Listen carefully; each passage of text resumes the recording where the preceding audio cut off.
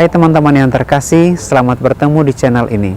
Saya Ferdi dan hari ini saya mengajak teman-teman untuk merenungkan sebuah karakter yang luar biasa hebatnya, yakni ketekunan.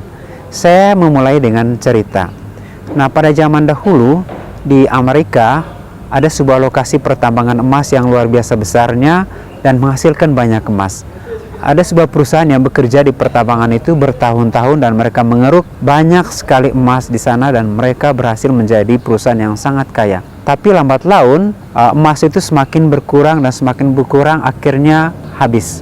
Lalu mereka menjual lokasi tersebut dan ada sebuah perusahaan yang mau mencoba keberuntungan di sana dan mereka membelinya dengan harga yang murah. Beberapa bulan menggali dan memang terbukti tidak ada apa-apa di dalamnya. Lalu mereka menjual kembali dengan harga yang semakin murah. Dan ada sebuah perusahaan yang kemudian datang untuk mengambil alih lahan tersebut. Lalu mereka menggali dan tidak menemukan apa-apa. Tapi bos perusahaan itu mengatakan, cobalah menggali lagi. Dan ketika mereka mencoba keesokan harinya, mereka menemukan emas yang luar biasa banyaknya, mengalahkan jumlah dari perusahaan pertama mendapatkannya. Nah teman-teman, cerita yang sama juga ada dalam Alkitab ini, diceritakan di Injil Lukas pasal 5 ayat 1-11. Di sana diceritakan tentang Petrus dan teman-temannya yang sudah bersusah payah semalam-malaman mencari ikan, namun hingga pagi mereka tidak mendapatkan apapun. Lalu datanglah Sang Guru Yesus Kristus menyuruh mereka, ayo teman-teman bertolaklah lebih ke dalam.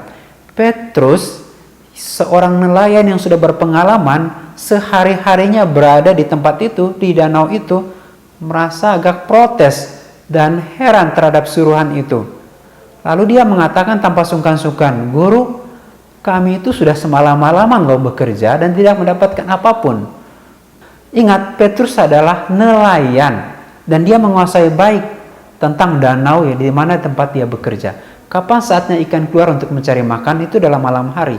Tapi Petrus punya kerendahan hati untuk mengatakan, oke lah, Guru, karena Anda yang menyuruh kami pun bekerja. Dan apa yang terjadi teman-teman? Mereka tidak bekerja sehari-harian. Mereka tidak lagi bekerja semalam-malaman. Baru beberapa menit mereka bekerja, mereka menangkap pagi itu juga jumlah yang jauh lebih besar dari pengalaman-pengalaman mereka sebelumnya. Inilah mujizat dari ketekunan. Seperti bacaan kemarin teman-teman, Paulus mengatakan dan protes kepada umat di Korintus. Jangan lagi ada kelompok yang mengatakan kami yang menyiram, kami yang menanam. Ingat, kalau Tuhan tidak memberikan hasil, kalau tidak memberikan buah, percumalah usaha kita. Nah teman-teman, ada beberapa hal yang membuat kita menjadi tidak tekun atau menyerah. Berangkat dari cerita yang pertama tadi, sebuah perusahaan yang sudah mendapatkan emas yang banyak, ketika mereka mau menggali lagi dan mereka tidak mendapatkan apa-apa lagi, dan mereka mengatakan, oke, it's okay. Lalu mereka menyerah, kami sudah mendapatkan apa yang kami harus dapatkan, kami sudah cukup kaya sekarang, lalu mereka pergi. Perusahaan yang kedua datang, belajar dari pengalaman yang pertama, mencoba keberuntungan. Tapi ketika mereka menggali, mereka tidak menemukan apa yang mereka harapkan. Dan mereka mengatakan, oke, ini bukan keberuntungan kami. Dan mereka meninggalkannya. Perusahaan ketiga tidak menyerah dengan perusahaan yang pertama yang berhenti menghasilkan. Tidak juga menyerah pada pengalaman dari perusahaan yang kedua. Dan mereka mencobanya lagi. Dan pekerjaan mereka tidak selama perusahaan pertama dan kedua. Tapi hasil mereka justru melampaui perusahaan yang pertama yang sudah mendapatkan banyak. Beginilah cara kerja dari mujizat. Teman-teman, mujizat hanya diberikan kepada mereka yang berusaha.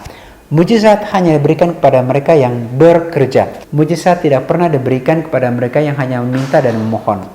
Demikianlah ketekunan. Kita tidak tahu, selangkah lagi Tuhan memberikan mujizat. Tugas kita adalah bekerja, melangkah lagi dan lagi. Teman-teman, kalau Petrus menolak usulan Yesus untuk menangkap ikan pada pagi hari itu, memang masuk akal. Menangkap ikan yang paling tepat bagi nelayan adalah pada malam hari. Petrus menggunakan lampu dan ikan berkumpul di sekitar cahaya. Lalu pagi itu Yesus menyuruh mereka untuk menangkap ikan, cahaya matahari menyebar. Tentu saja pekerjaan mereka jauh lebih berat dari malam hari sebelumnya.